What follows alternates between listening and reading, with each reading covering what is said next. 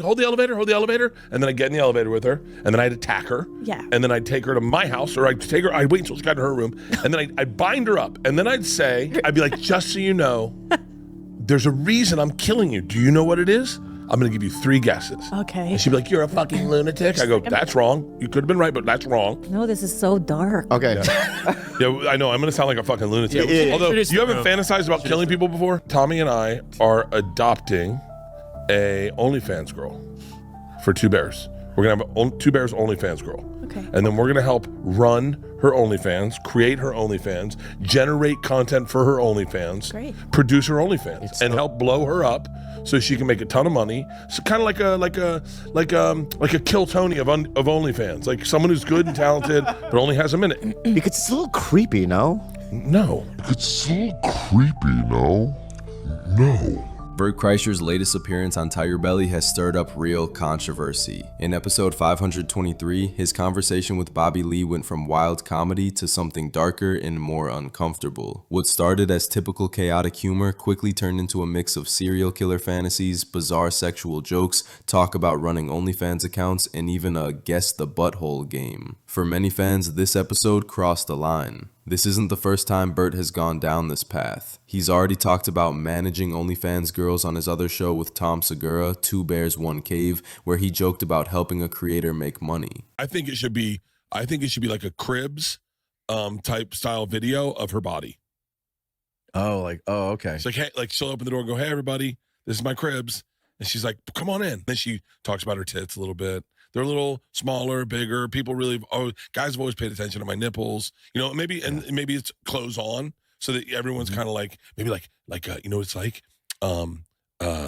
Like yoga pants, like a revealing outfit. Yeah. And it's just like, and she walks us through her body and her favorite aspects. Guys always love my feet. These are my feet.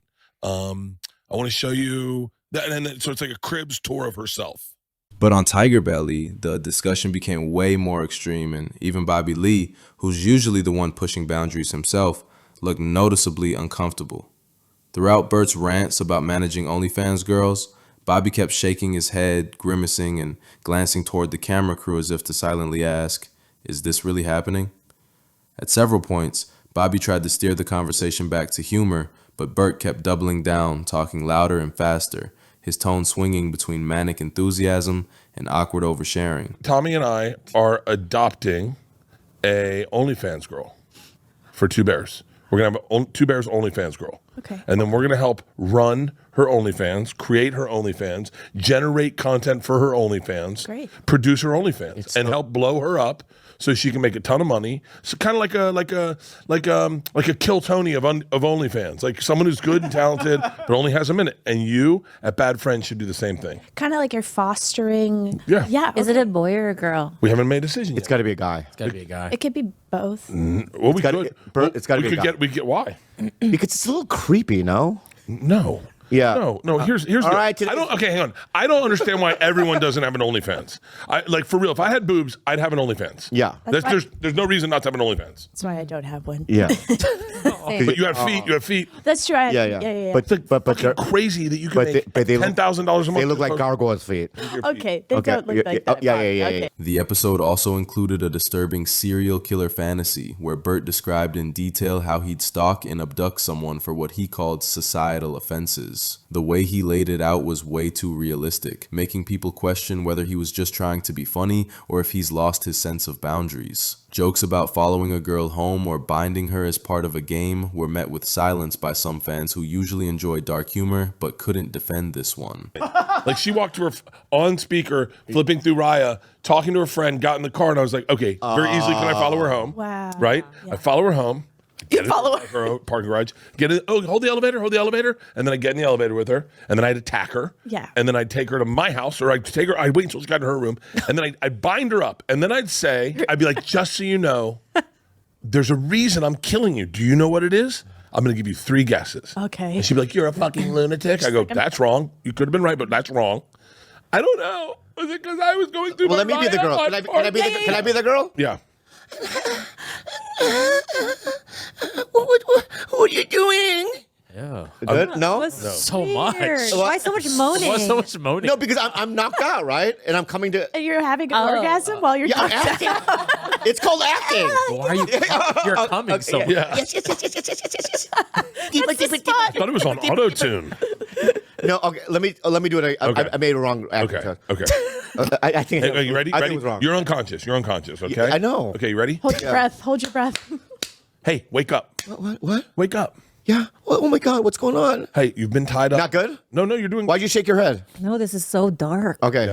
Things got worse when Bert joked about his wife, saying he'd rather murder her than divorce her. Even if meant as a joke, it sounded possessive and unhinged, not the kind of thing a family-friendly comedian should casually say on air. Let me ask you, Bert. If you got a divorce with Leanne, and She'd have to die.